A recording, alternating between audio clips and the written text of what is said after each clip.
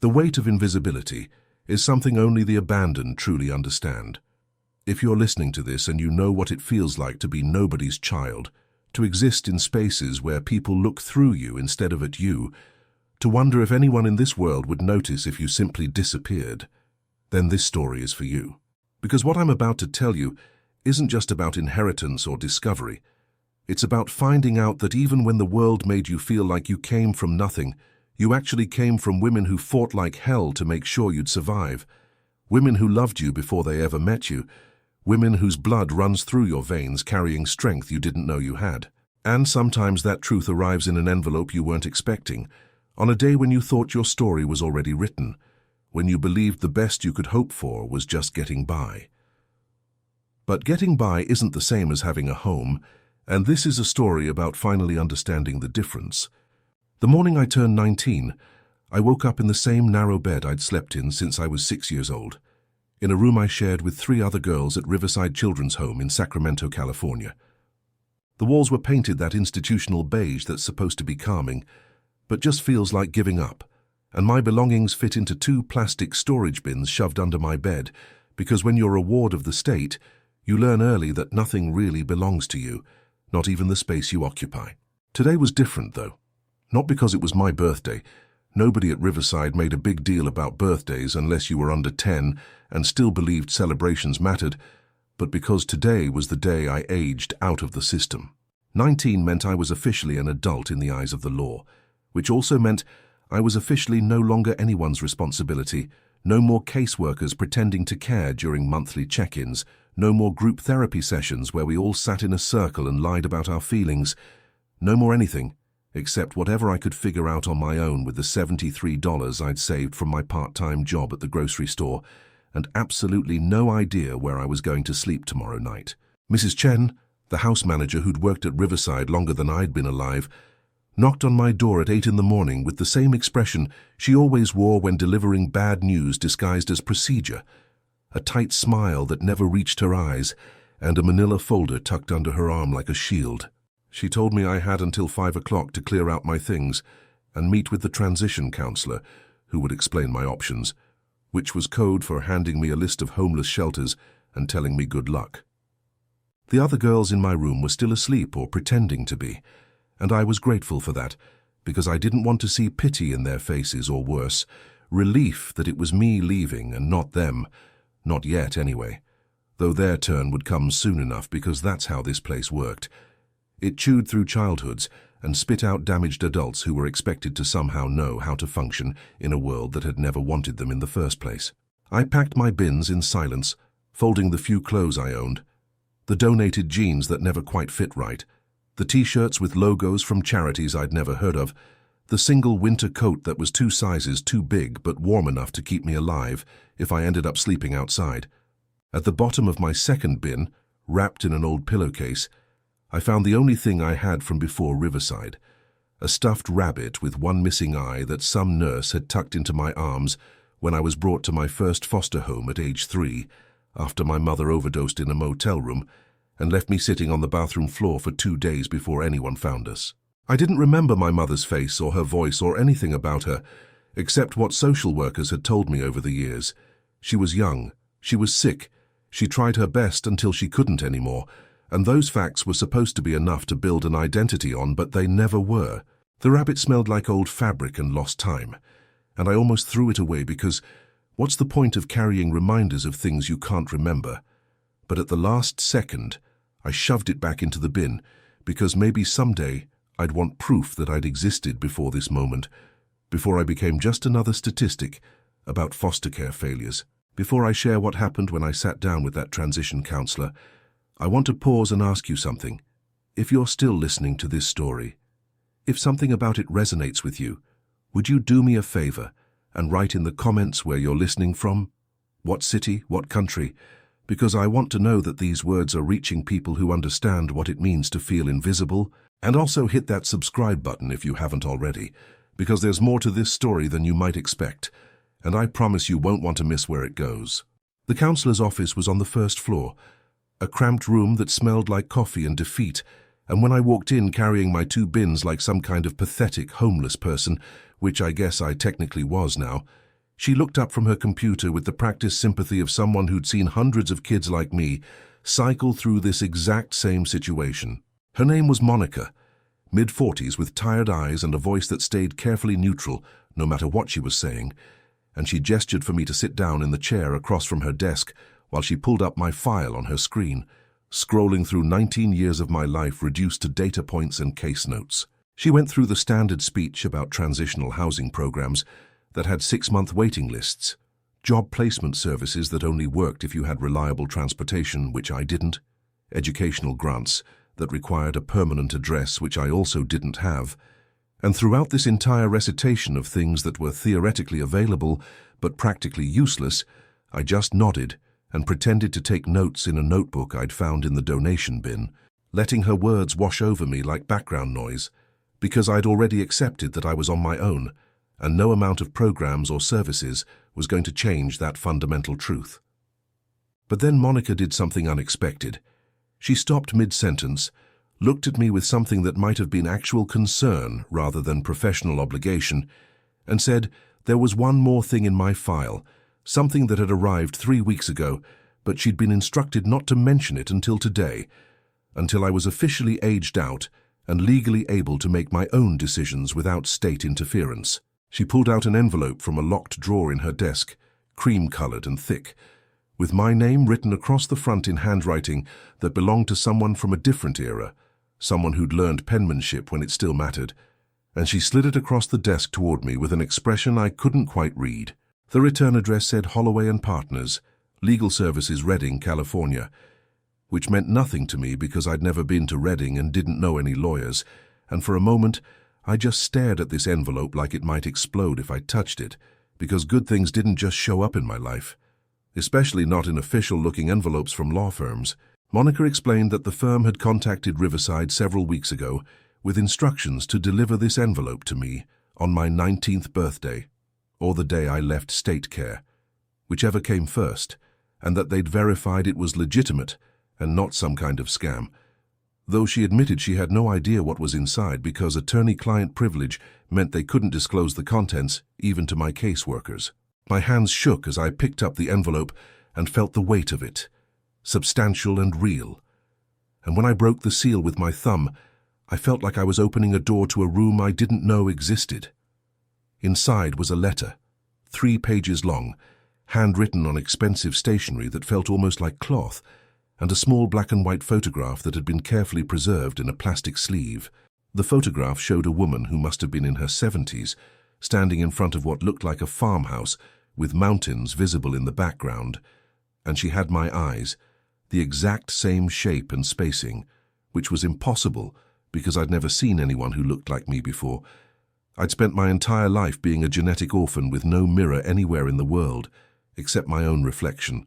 I unfolded the letter with trembling fingers and began to read, and the first line hit me like a physical blow because it said, "My dearest Natalie," which was my name, the name my mother had given me before she died, not the nickname the other kids at Riverside used, not the file number the state assigned me, but my actual name spoken with tenderness by someone I'd never met. The letter continued, "If you're reading this, then I've already passed on, and you've finally left the foster care system that kept us apart for so many years, and I want you to know that not a single day went by when I didn't think about you, when I didn't wonder who you were becoming, when I didn't wish I could have been part of your life instead of watching it from a distance through the sparse updates social workers occasionally provided when they bothered to keep me informed at all. My name is Dorothy Brennan, and I am your grandmother, your mother, Sarah's mother, and I'm writing this letter because there are things you deserve to know about where you come from, about the women whose blood runs in your veins, about the inheritance that has been waiting for you since the day you were born, even though the state decided I was too old and too poor and too isolated to raise you myself. The words blurred as tears filled my eyes because grandmother was a word I'd never applied to myself. I had no grandparents in my mental landscape, no extended family tree, no connection to anyone or anything, except the vague knowledge that I'd come from somewhere before the system swallowed me whole. And now this letter was telling me that someone had been thinking about me, someone had wanted me, someone had fought to get me and failed, and spent the rest of her life carrying that failure like a stone in her chest. Dorothy's letter explained that my mother, Sarah, had been her only child, born late in her life when she was already 42 and had given up hoping for children, and that Sarah had been bright and beautiful and troubled in ways that Dorothy never fully understood until it was too late. Until addiction had wrapped its claws around Sarah's throat and dragged her down into darkness that no amount of love or intervention could penetrate. When I was born, Sarah was 23 and living in a women's shelter in Oakland, trying to get clean, trying to build something resembling stability. But the drugs were stronger than her will, and 3 months after my birth, she relapsed hard, disappeared for weeks. And when she finally resurfaced, she was so far gone that she knew she couldn't take care of me, couldn't even take care of herself. So she'd done the only thing she thought would save me, which was to surrender me to Child Protective Services with a note that said, "Please give my daughter a better life than I can give her." And then she'd vanished into the streets and the shelters and the dark corners where people go when they've given up on themselves. Dorothy had searched for Sarah for 2 years, hiring private investigators she couldn't afford, calling hospitals and morgues and police stations across Northern California, putting up missing person flyers with Sarah's photograph and begging anyone who might have seen her to come forward. But Sarah had become a ghost, one of thousands of nameless addicts moving through the margins of society, invisible to everyone except other people living in those same margins. And then one winter morning, a coroner in San Francisco called to say they'd identified a body found in an abandoned building. And Sarah was gone at 25 years old, her whole life compressed into 2.5 decades of pain and struggle and lost potential, leaving behind only me, a daughter she'd tried to protect the only way she knew how. Dorothy wrote that she'd found out about my existence 6 months after Sarah's death, when a social worker finally tracked her down and informed her that her daughter had given birth before dying, and that there was a 3-year-old granddaughter in foster care who needed family, and Dorothy had immediately petitioned for custody, had filled out every form, had opened her home to inspections, had begged the court to let her raise me, but the system had looked at her application and seen a 70-year-old widow living on a fixed income in a rural area 2 hours from the nearest city, and they'd decided that I deserved better, that I needed younger parents, a more stable environment, access to better schools and opportunities, all the things Dorothy couldn't provide no matter how much she loved me. And so they'd denied her petition, and she'd been forced to watch me grow up through the cold filter of official reports and occasional photographs that social workers would send if they remembered, if they had time, if they thought it mattered. For 16 years she'd lived with that loss, with knowing I existed somewhere in the system, moving from foster home to foster home, from one temporary placement to another, and she couldn't reach me, couldn't write to me, couldn't even let me know she existed, because the court had ruled that contact would be disruptive to my placement stability, whatever that meant. And so she'd done the only thing she could do, which was to prepare for the day when I'd age out and be free to know the truth, to claim what was mine, to understand that I'd come from somewhere and someone, even if that someone couldn't be there in person. The letter continued. I own 40 acres of land in the mountains east of Redding. Nothing fancy, just a small house and a barn and some pasture, where I used to keep goats and chickens back when my body could still handle that kind of work. And it's yours now, Natalie. All of it. The land, the house. Everything I have is yours because you're the only family I have left, and I'll be damned if I let you walk out of state care with nothing when I have something to give you, when I can offer you at least the possibility of a place to call home, a piece of earth that belongs to you, a foundation to build on if you choose to, and even if you decide to sell it all and take the money and never look back, I want you to know that it's there, it's yours. It's been waiting for you your whole life, just like I've been waiting. She explained that she'd worked with a lawyer named Richard Holloway to set up a trust that would transfer the property to me automatically when I turned 19 or left foster care, whichever came first, and that Richard had all the paperwork ready, the deed, the tax records, the keys, everything I'd need to take possession of what was legally and morally mine, and that there was also a small savings account she'd managed to put together over the years, about $5,000. Not a fortune, but enough to get me started, enough to give me choices that most kids aging out of foster care never get. The letter ended with words that cracked something open inside my chest. You don't know me, Natalie, and I'll never get to know you the way I wanted to. But please understand that you were loved before you even knew love existed. You were wanted, even when the world seemed to decide you weren't. And you come from a line of women who survived impossible things, who fought even when fighting seemed pointless, who loved even when love brought nothing but pain. And that strength is in you too. I can feel it even from this distance. Even across the years and the silence, I know you're stronger than you think you are. And whatever you decide to do with this inheritance, with this gift I'm leaving you, I hope it gives you at least a chance at the kind of life your mother never got to live. A life with roots and possibilities, and the freedom to choose your own path. And I hope someday when you stand on that land, and look at those mountains and feel the wind on your face, you'll know that your grandmother was thinking of you, always, until the very end. I sat in Monica's office holding that letter, and crying so hard I couldn't breathe. Great heaving sobs that came from somewhere deep in my chest, where I'd stored 19 years of grief and abandonment and the terrible certainty that I was alone in this world.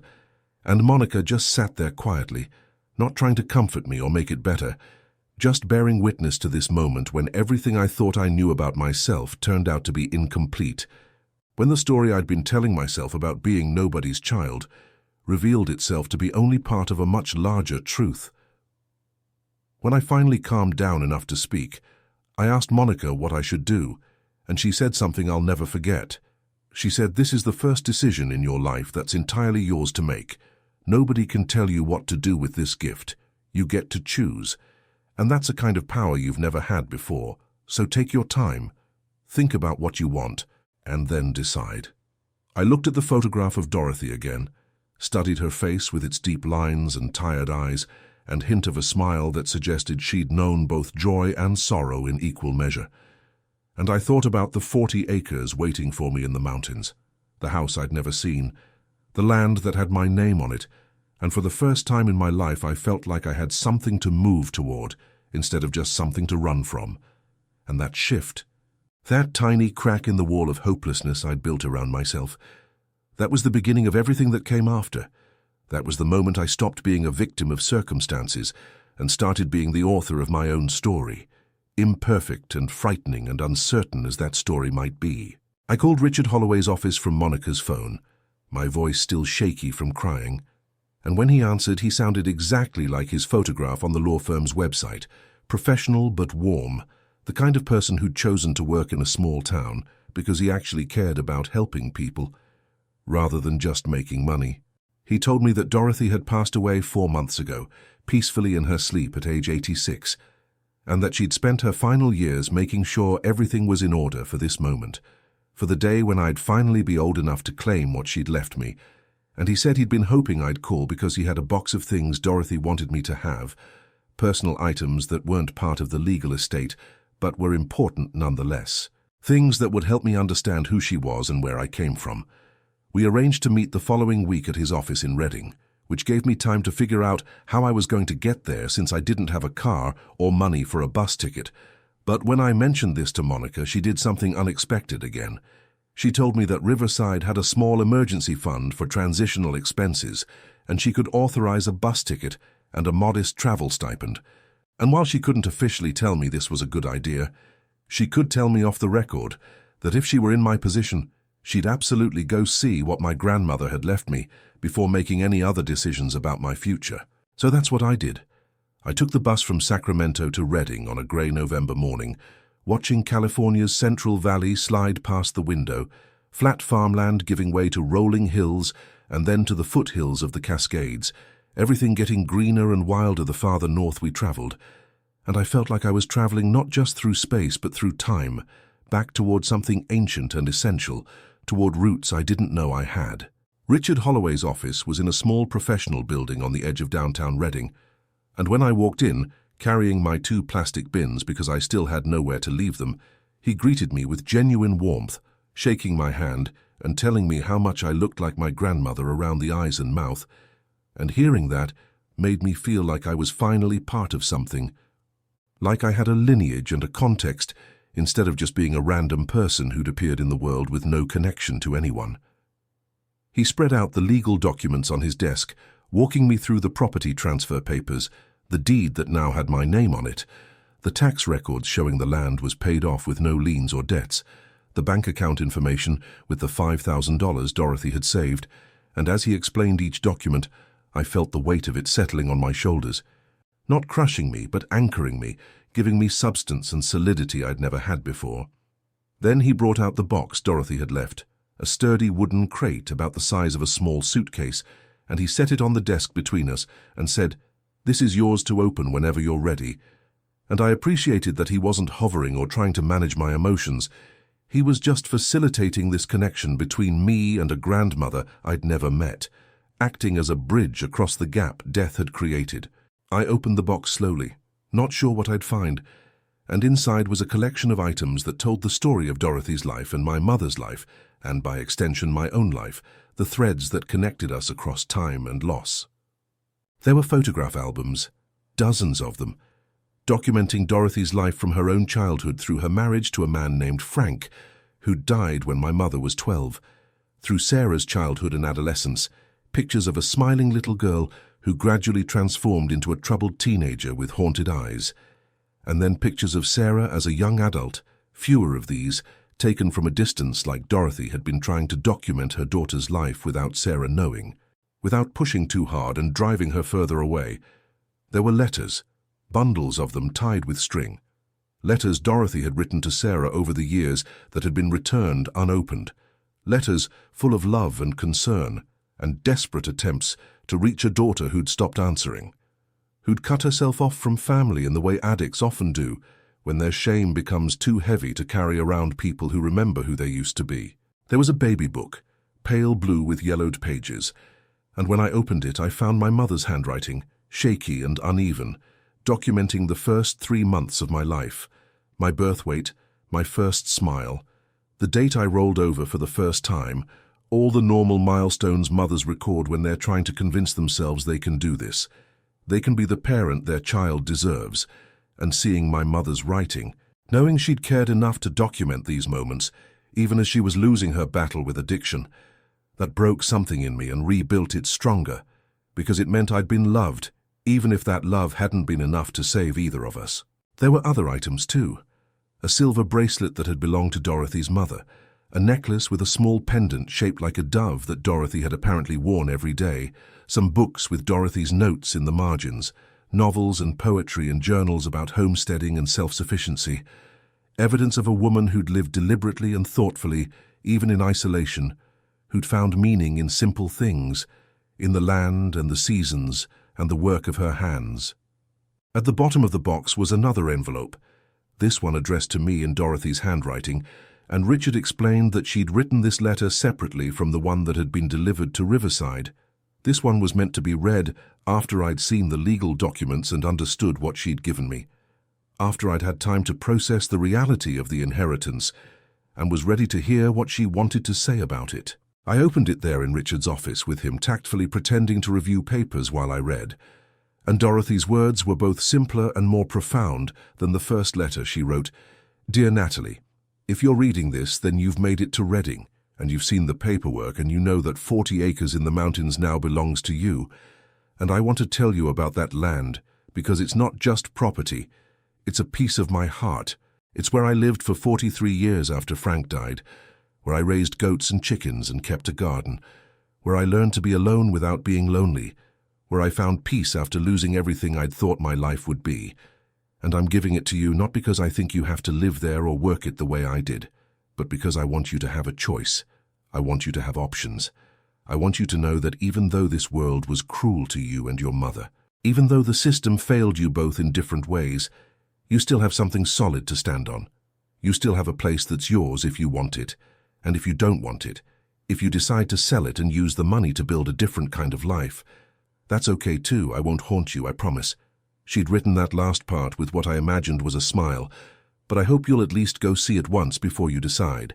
I hope you'll drive up that mountain road and stand on that porch and look at those trees and feel what I felt when I stood there, which was small in the best possible way, small like a piece of something much larger than myself, connected to the earth and the sky and the quiet certainty that I belonged there even when I belonged nowhere else."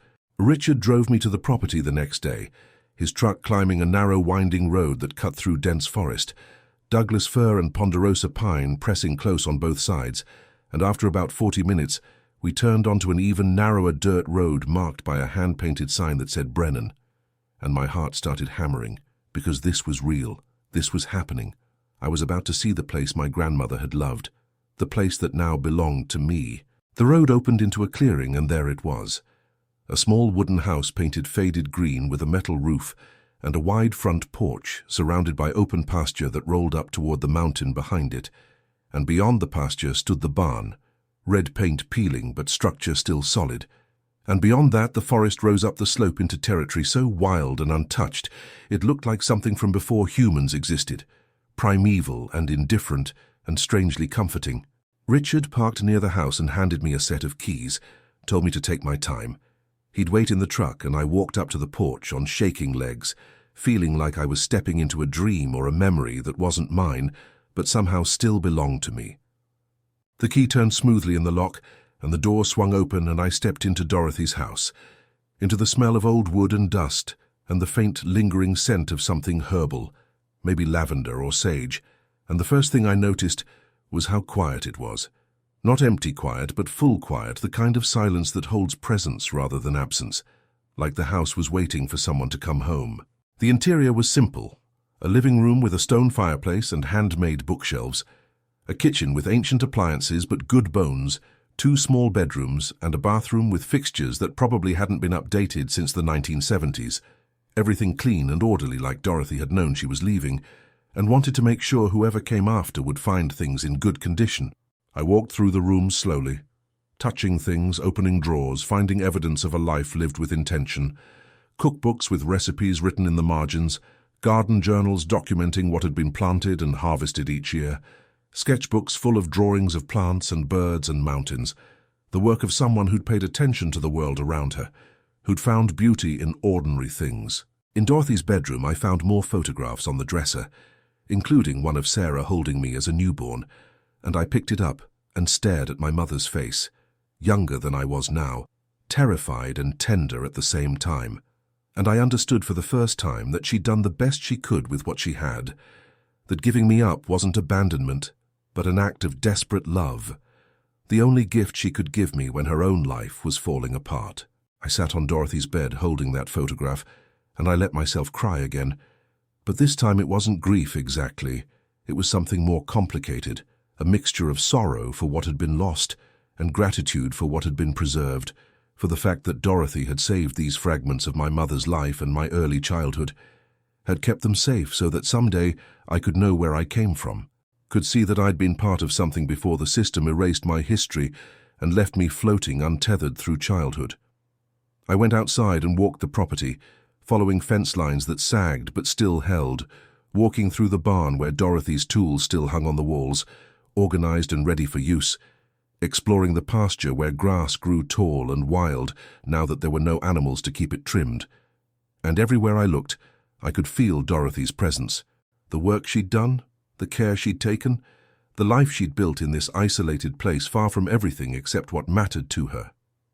I climbed to the highest point on the property where the land rose toward the mountain, and I stood there looking down at the house and barn and pasture, at the forest spreading in every direction, at the mountains visible in the distance, and I felt something shift inside me, something fundamental, like a key turning in a lock I hadn't known existed. This was mine, this land, this view, this possibility, and for the first time in my life I had agency. I had choice.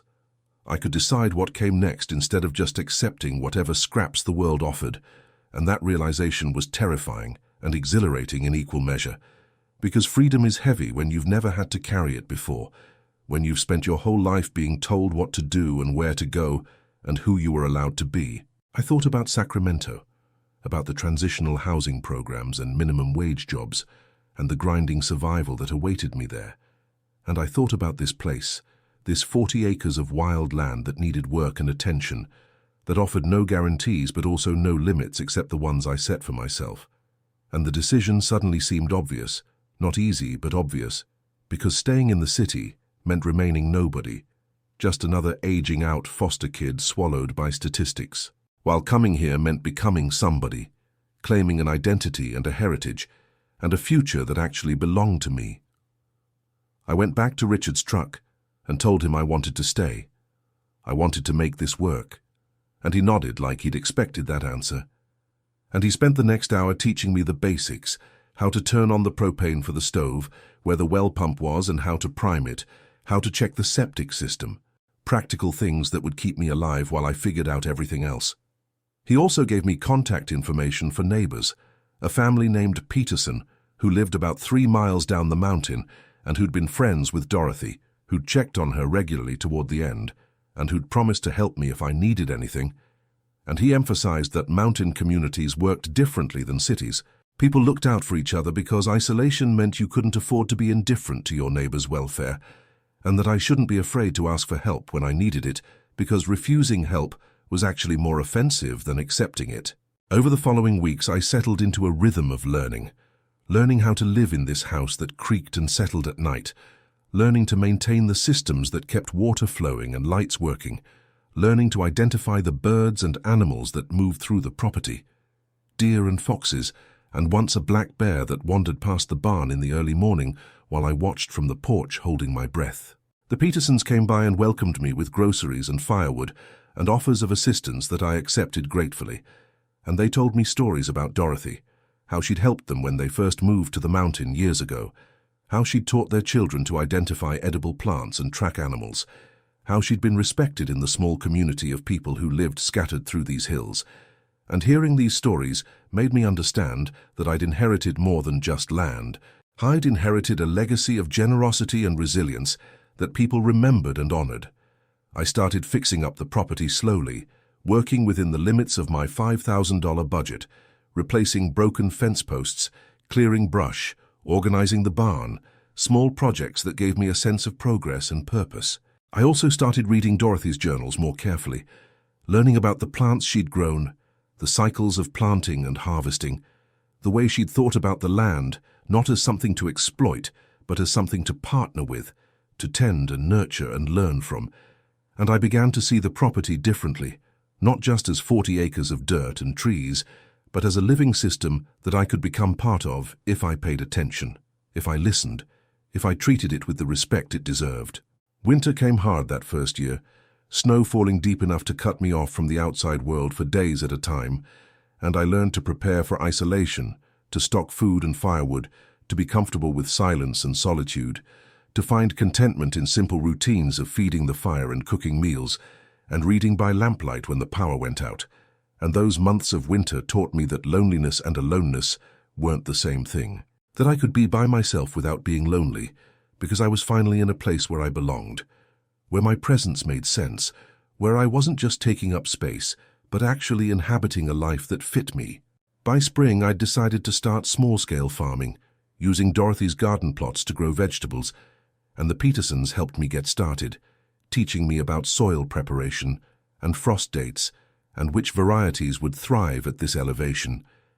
And when the first seedlings pushed up through the soil, I felt a pride I'd never experienced before, the pride of creating something, nurturing something, participating in growth, rather than just surviving.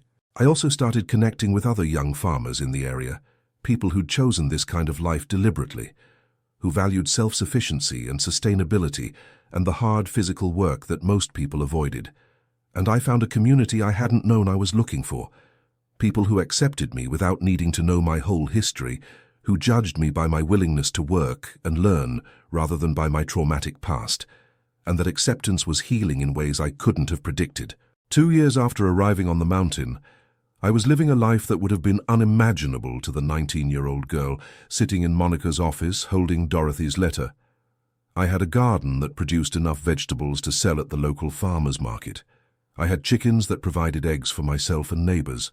I had skills I'd developed through trial and error and the generous teaching of people like the Petersons. And most importantly, I had a sense of identity and purpose that wasn't dependent on anyone else's validation or approval. I knew who I was now. I was Natalie Brennan, Dorothy's granddaughter, Sarah's daughter, a woman who'd survived the foster care system and claimed the inheritance that had been waiting for her. A woman who was building a life on her own terms in the mountains of Northern California. I thought about Dorothy often, especially during difficult moments when the work felt overwhelming or the isolation pressed too hard. and I imagined what she would say if she could see me now, and I like to think she'd be proud, that she'd recognize in me the same stubbornness and resilience that had sustained her through her own hard years, that she'd see the continuation of something she'd started, a legacy of survival and strength passed down through damaged women who refused to stay broken. On the 3rd anniversary of my arrival, I did something I'd been planning for months. I planted a tree on the highest point of the property, a small oak sapling that would take decades to mature but would eventually grow into something solid and enduring. And I planted it as a memorial for Dorothy and Sarah, for the grandmother who'd loved me from a distance and the mother who'd loved me enough to let me go. And as I patted soil around the roots and whispered thank you to the women I'd come from, I felt them there with me somehow, not as ghosts but as presences woven into the fabric of this place, into the land and the trees and the mountains themselves. And I understood that inheritance isn't just about property or money. It's about carrying forward the love and sacrifice of people who came before. It's about honoring their struggles by living fully and deliberately. It's about transforming pain into purpose and loss into legacy. The tree would grow slowly, barely noticeable from year to year, but eventually it would be tall enough to see from the house, strong enough to provide shade and shelter, rooted deep enough to withstand storms, and someday, maybe decades from now, someone else might stand under its branches and wonder who planted it and why. And that future person would be connected to me and to Dorothy and to Sarah through this simple act of planting, through the decision to create something that would outlast us all.